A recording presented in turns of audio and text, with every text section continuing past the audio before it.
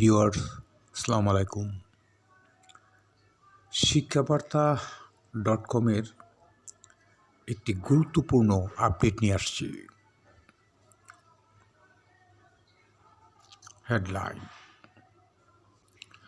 ভুল থাকলেও ইএফটিতে বেতন পাচ্ছেন ১.৫ লাখ শিক্ষক, সংশোধন ২ মাসের মধ্যে।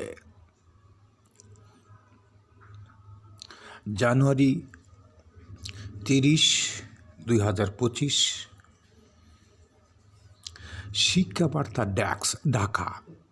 ইলেকট্রনিক্স ফান্ড ট্রান্সফার বা ইএফটিতে দ্বিতীয় ও তৃতীয় ধাপে বেতন পেতে যাওয়া ১.৫ লাখের বেশি শিক্ষক কর্মচারীর ভুল তথ্যগুলো আগামী ২ মাসের মধ্যে সংশোধন করতে হবে।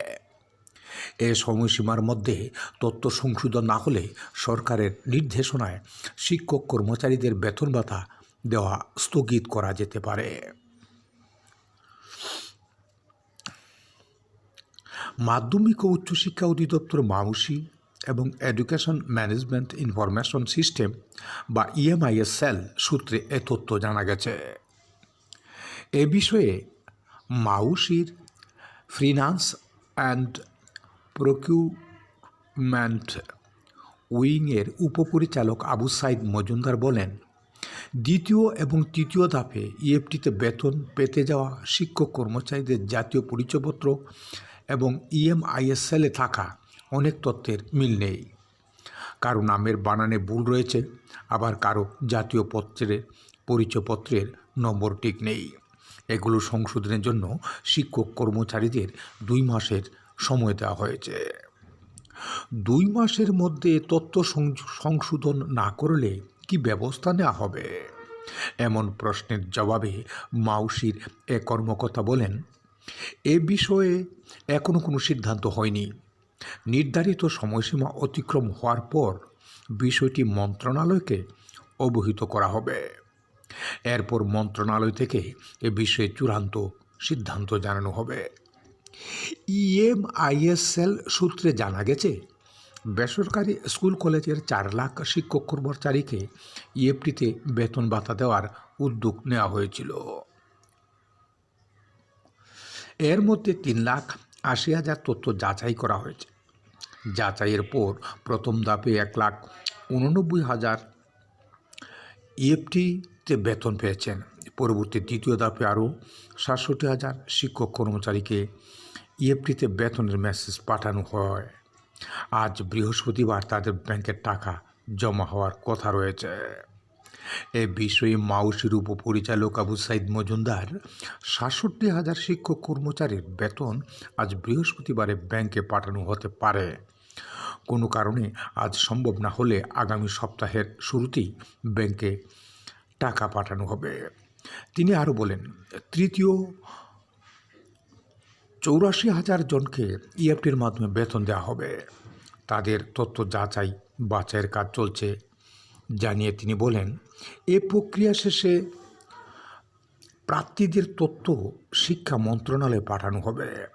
মন্ত্রণালয়ের অনুমোদনের পর অর্থ ছাড়ের জন্য চিফ অ্যাকাউন্ট্যান্ট এর কাছে পাঠানো হবে।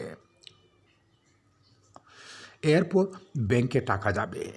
এ প্রক্রিয়া শেষ হতে কিছুটা সময় লাগবে। জানা গেছে, সরকারি কর্মকর্তা-কর্মচারীরা ইএফটির মাধ্যমে বেতন ভাতা পান। তবে বেসরকারি শিক্ষা প্রতিষ্ঠানে কর্মরত এমপিওভুক্ত শিক্ষক কর্মচারীদের বেতন ভাতা সরকারি কোষাগার থেকে ছাড় হলেও তা রাষ্ট্রায়ত্ত ৮টি ব্যাংকের মাধ্যমে অ্যানালগ পদ্ধতিতে ছাড় হয়। এই অর্থ তুলতে শিক্ষকদের নানা ভোগান্তিতে পড়তে হতো। ব্যাংকগুলোর মাধ্যমে বেতন ভাতা ছাড়ের জন্য কয়েক পর্যায়ে অনুমোদন সহ সংশ্লিষ্ট কাজে অনেক ক্ষেত্রেই এমপিওভুক্ত শিক্ষকদের বেতন ভাতা পেতে দেরি হয়। অনেক সময় পরের মাসের ১০ তারিখের পরেও আগের মাসের বেতন ভাতা জুটে। এর প্রেক্ষিতেই গত ৫ অক্টোবর বিশ্ব শিক্ষক দিবস এই ইএফটি বেসরকারি শিক্ষকদের এমপিও বেতন ভাতা দেওয়ার ঘোষণা দেয় শিক্ষা মন্ত্রণালয়। প্রাথমিকভাবে বেসরকারি এমপিওভুক্ত স্কুল কলেজের ২০৯ জন শিক্ষক কর্মচারীর অক্টোবরের এমপিওতে ইএফটি ছাড় হয়। পরের পরে গত 1 জানুয়ারি 1,89,000 শিক্ষক ইএফটির মাধ্যমে বেতন ভাতার সরকারি অংশের টাকা পেয়েছেন। দ্বিতীয় ধাপে 67,000 শিক্ষক কর্মচারীকে বেতনের মেসেজ পাঠানো হয়। পরবর্তীতে তৃতীয় ধাপে 84,000 শিক্ষক কর্মচারীকে বেতনের মেসেজ পাঠানো হচ্ছে। সূত্র দ্য ডেইলি ক্যাম্পাস, শিক্ষাবার্তা.com, ASM 30/1/2025। এরকম শিক্ষাভাতা সম্পর্কিত মাধ্যমিক, স্কুল ও অন্যান্য শিক্ষামূলক ভিডিও পেতে আপনারা আমাদের ইউটিউব চ্যানেল মাস্টার টেলিকম 624 চ্যানেলটি সাবস্ক্রাইব করে আমাদের পাশেই থাকুন। ধন্যবাদ সবাইকে। ধন্যবাদ সুপ্রিয় ভিউয়ার্স। আপনাদের জন্য শুভকামনা নিরন্তর। আসসালামু আলাইকুম।